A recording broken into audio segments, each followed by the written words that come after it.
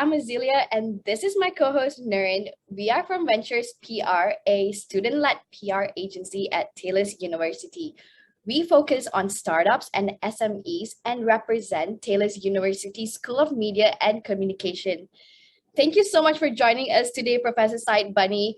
And for our Thanks for listeners, inviting me. no problem. And for our listeners today, we have Professor Said Bani from BzBee, who is currently the President of Public Relations and Communications Association of Malaysia, shortly known as the PRCA. So today, we will be discussing Professor Said Bani's new role as the President of PRCA and of what it entails.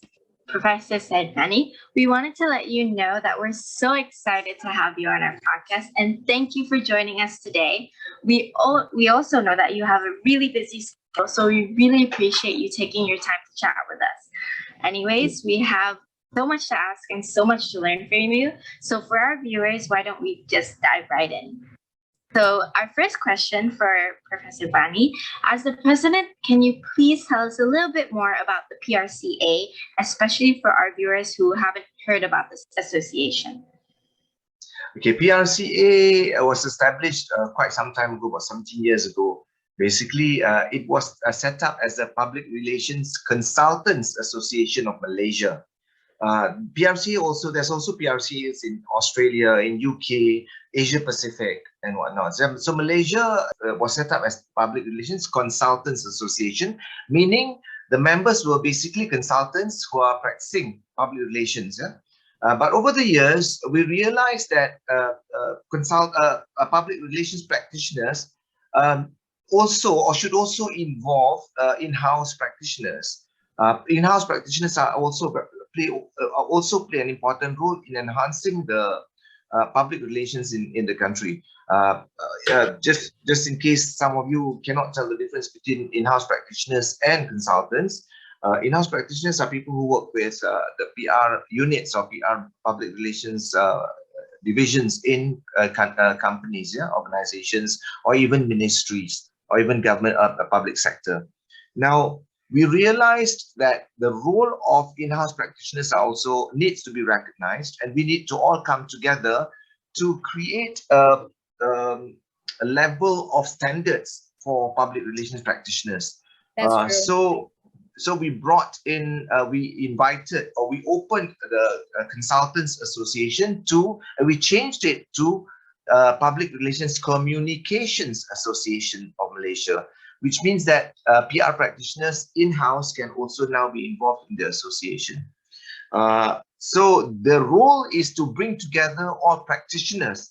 In the past, to bring together players of public relations as consultants, but now is to bring together all practitioners of PR or communications to understand each other better, to understand what the industry is all about, what our role is all about, and to elevate our role as a more important and significant role in the development of organizations and countries and the country as a whole, because communication is a very important aspect in any industry. Correct. So that is what we're trying to communicate and to elevate the industry, to elevate our role, for us to be seen as professionals as opposed to just a position.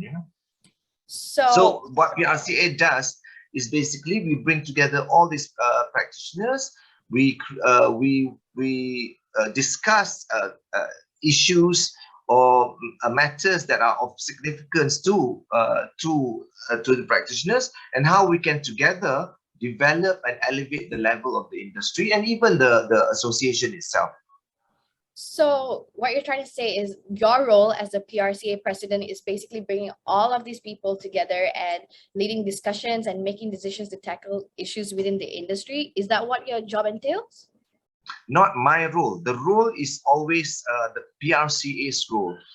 We must see, a leader's role is not just to direct nowadays. You cannot be seen as a leader directing people to do things. And we are in this together. We've got PRCA has got an exco, a group of exco members who are also, we are all from different agencies. If you look at it strictly, we are actually competitors of one another, but for the sake of the industry, we come together and try to come up with ideas and and solutions for problems faced by practitioners. So So that- my role as a president is basically the leader of any organization is to bring things together to lead the organization. But I don't decide on my own. Leaders cannot decide on their own. I don't do things on my own. I don't just direct people. I myself, leaders nowadays have to be on ground to understand how things are and whatnot.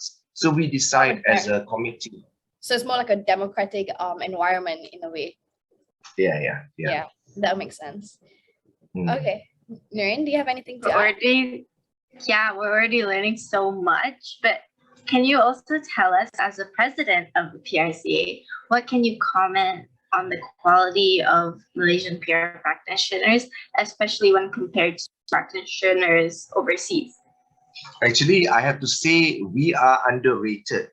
Although from a perception aspect, it's a perception. We deserve. There's a lot of talented, intelligent, very experienced, highly experienced, and knowledgeable PR practitioners in Malaysia. We are, I would say, as a president of PRCA Malaysia, I would say we are at par, if not better, than quite a number of multinational practitioners in multinational companies. You see, the thing about PR is a localized practice, meaning to say, if you need to be able to understand the environment that you are in, to be able to practice public relations effectively. So for Malaysia, we are the locals. We know the sentiments. We know what people require. We know what the public requires, what the public wants. We know what the governments want. We know what corporate bodies want in Malaysia. We cannot be misplaced and replaced by any other organizations that come from abroad. And the point that I'm trying to get to is the expertise that we have is greater than what many organizations tend to think. We are at times have been underrated, but in the last, I would say, 5 to 10 years, we have proven ourselves. Local companies have managed to achieve a lot and have been recognized, not just in Malaysia, like the company that my own company, which is BzBee Consult. We have gotten recognition not just in Malaysia but in neighboring countries as well. So that goes to show that we are not just jago kampong lah in that sense.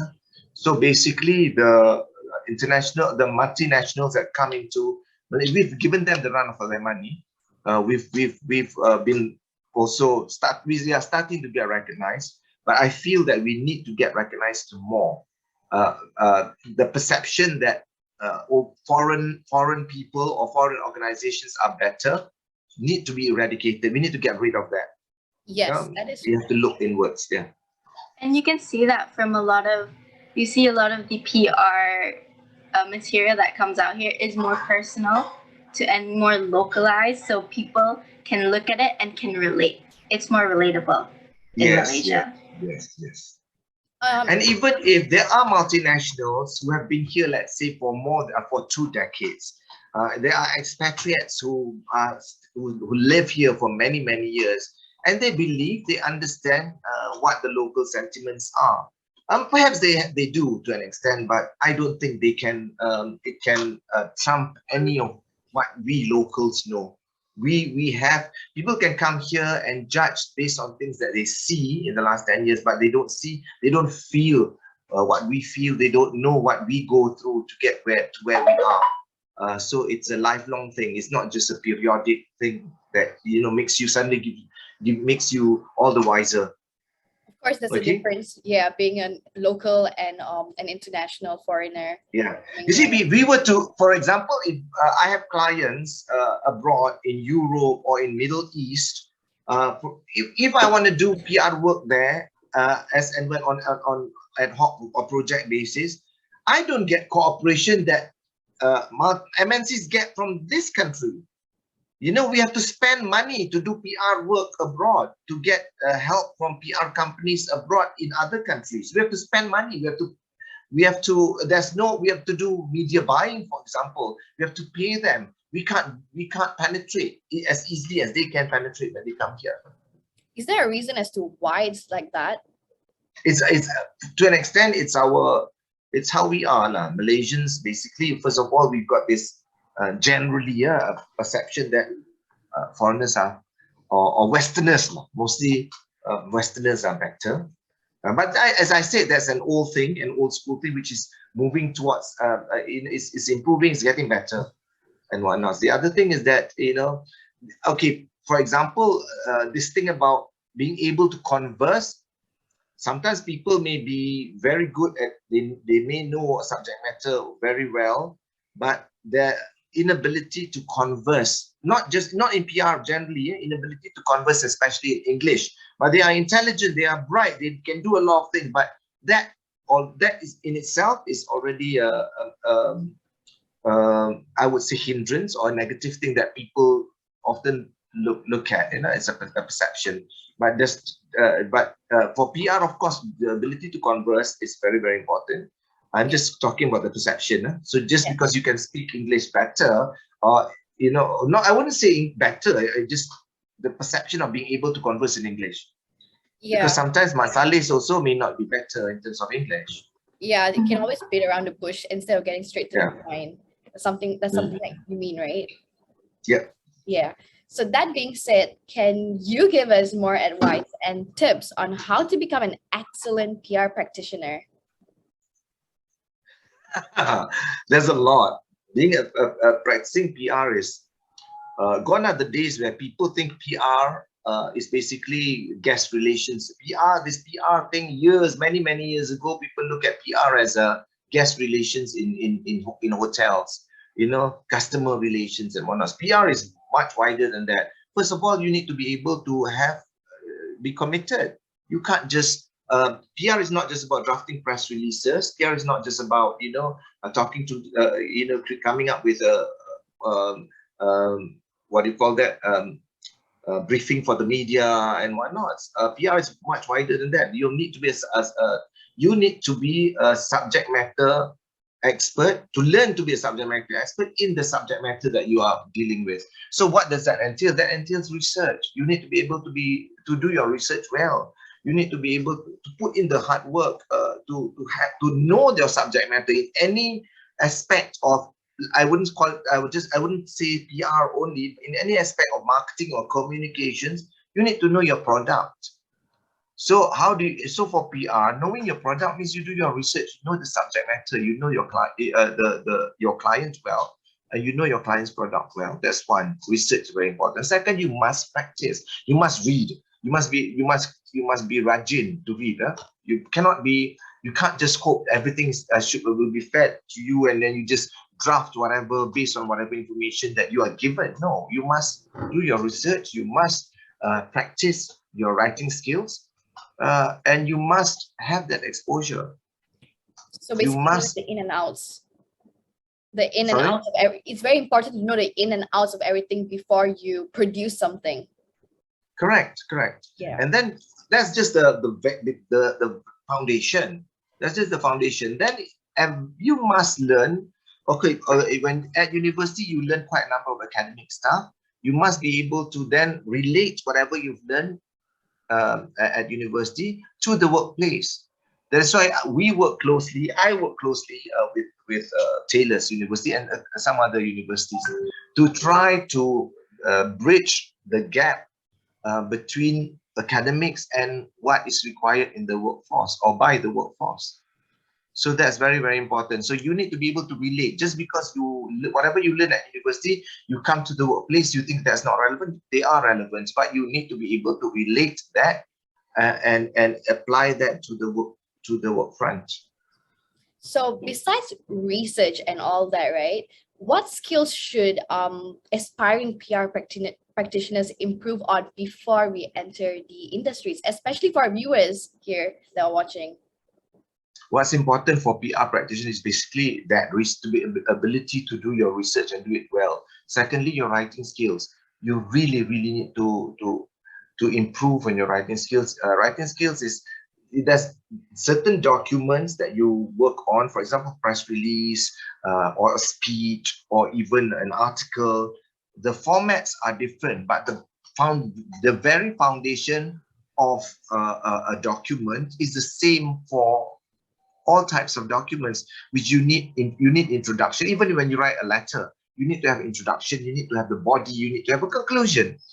You don't just go and jump into the work concern and try to, goreng, or try to write whatever you want, or you lump in everything as much as you can. There's no flow. So all these things you need to learn, you need to practice. Nobody can help you if you don't do that. So that is why whatever you learn at school, even at secondary school, we learn letter writing, we learn how to write essays and whatnot. Those are highly relevant for university, and whatever you learn in university are highly relevant to the workplace. Yeah. Okay. So the skills, writing skills. Then of course you need to continue. You need to have exposure, get the exposure, so that you'll be more confident. Correct. If you don't get that, you hope to sit at your desk and just do the documents, write-ups and whatnot. You don't go out there, because the key part of public relations practitioners is media relation. Media relation is very, very important. Stakeholder relations, stakeholder engagement and management is very, very, very important. So if you don't have that exposure, you don't get that exposure, you're not gonna be a good practitioner. Okay. That's very enlightening. Thank you so much. So we're gonna move. We want to ask you a little something more dramatic. Have you ever faced situations that are against your beliefs and principles? Have I ever faced situations? Yeah, that's quite a bit. Like macam ni lah. If we talk about belief system, it's not your belief system is very personal. We create standards of ethics basically. Yeah, it's very personal to oneself. Then you apply that to wherever you are, to the environment that you are in, whether it's in the workplace or in university or amongst family members. You should have a certain standard of principles and certain ethical standards. Now we have, of course, then you decide whether if something is illegal, then you definitely automatically can say you're not going to go there. It doesn't matter which environment you are in. But in terms of ethics, it's a little bit tricky depending on the person. In my case, I'm very firm. I have certain principles that I will not, although they are not illegal, I will not, transgress. I will not. I draw the line and I will not cross. Now, in terms of as a practitioner, there are situations that I am not happy with certain things. I make sure I tell my client that I'm not happy with it, but I'm willing to accept, but I put it on record that I'm not happy. But if it crosses a certain line, I'll say no, I won't do it. There have been cases where I have not taken on clients because of not that whatever I'm supposed to do we push aside legality, because we will not cross the line of illegality. Yeah? But I'm talking about as a matter of principle, I don't want to do it. I don't think I'm comfortable with it, and I don't do it. For example, if as PR practitioners, you must be able to be flexible in terms of the people that you represent. So sometimes you have to represent politicians. You have to represent politicians. I would draw a line, because to me, if I want to promote something, whether it's a politician or any other personality, I promote the positive side of a person. I don't promote a positive side by bringing down, I don't promote a person or personality by bringing down their competitors. I don't do that. I don't play that game. So if I want to represent a person, let's say a politician, I would make it very clear from the onset, whatever I do, I will not touch, I will not get involved in bringing down your opposition or bringing down, it's all about selling. I'll sell the good side of you. I'm fine with that. Okay, but I will not try to get to put you up there by bringing down some other people. That's one aspect. Second aspect is basically this is one thing that we are also fighting for PRCA.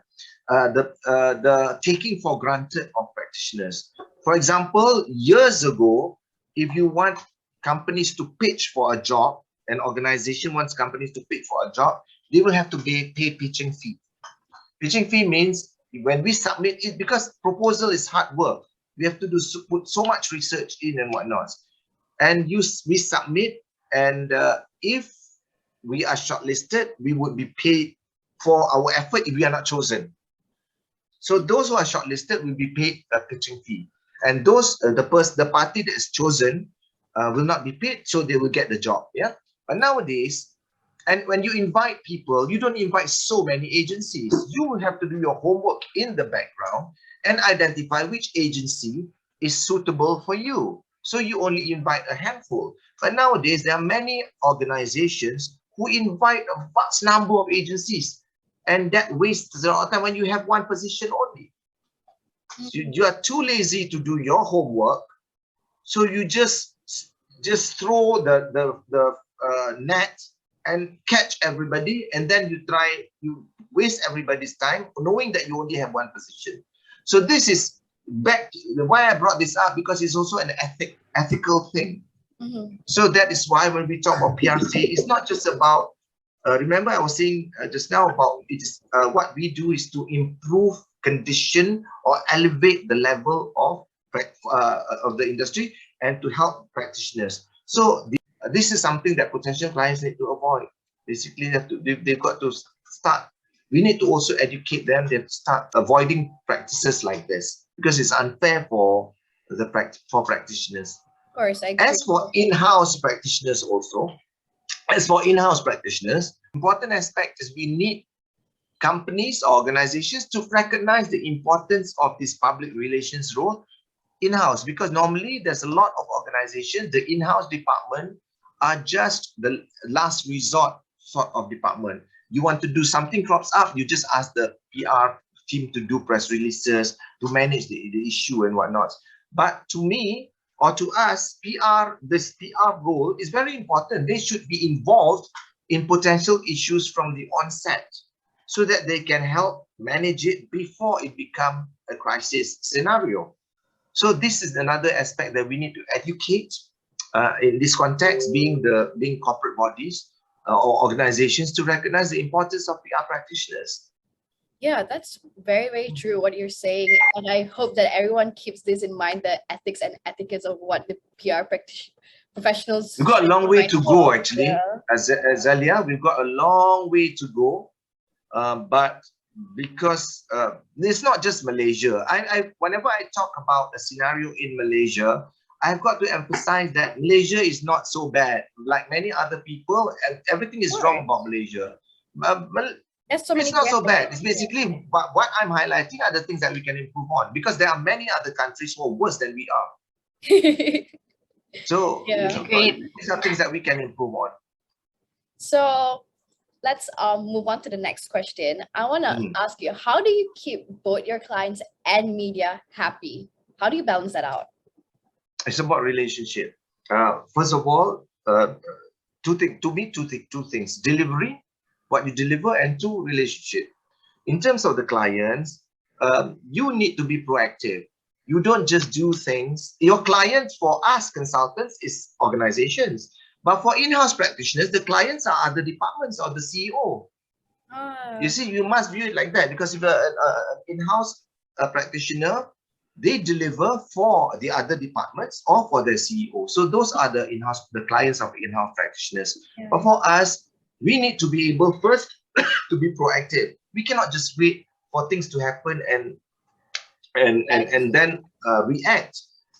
For BzBee, for example, we are highly proactive in terms of we ensure that we plan things ahead, and we just don't wait, because PR is not just about launching, waiting for the client to launch something. Even if there's no activities as such, we need to create platforms to communicate about the client. So that's being proactive, is strategic PR. So basically, one, as I mentioned just now, being proactive and delivering. We need to deliver for our client. It's not just about talk. It's not just about at the stage when you present your proposal, the client is impressed, but when you want to and you don't implement things well. So that's one. And being proactive also means that you need to manage your clients' what do you call that? Your clients' demands, or maybe your clients' expectations. You need to manage that. And you can only manage things if you are proactive, not wait for your client to get affected, then only you do that. Okay, that's one. Second, relationship. So for clients, you develop relationship easier if you deliver. Okay, so that's always work on that relationship, especially with the seniors. Understand each client. You see, even as people, we each have different expectations. For a client, the expectation of the bosses, the CEOs, and this may vary from one client to another. You need to be able to understand. The first thing that I normally do is to study the bosses, look at what they like and what they don't like, and then make sure that we fulfill what their expectations. As for the media, relationship is highly important. You must be able to develop very strong relationship with the media, otherwise you will not be able to get that support. Correct. Then And you that's will our help the what client you call, at the end of the day, which that's our periuk nasi lah. Aazelia, you're Malaysian, right? yes, I am Malaysian. Okay. So you faham Melayu lah, periuk nasi, Yeah, right? faham. Media is our periuk nasi. Yeah. Okay. Yeah. I agree. Correct. Yeah, we've learned so much from you, honestly, today. I feel so much more confident now with what's ahead of us in the PR industry. So thank you so much for sharing that with us. I really appreciate it. Nurin, do you want to go ahead and wrap it up for us? I want to say thank you for spending your time with Venturous. It was honestly very, very interesting to hear everything you said. It really put me in a place where I can actually think about, okay, I see my future in a sense. So we really enjoyed our time, and that is an official wrap on today's episode of Venturous Talk Season 2. Thank you. Wonderful. Thank you so much for having me. Thank you so much, Professor Bani. Have a nice day. Bye. You too. Bye.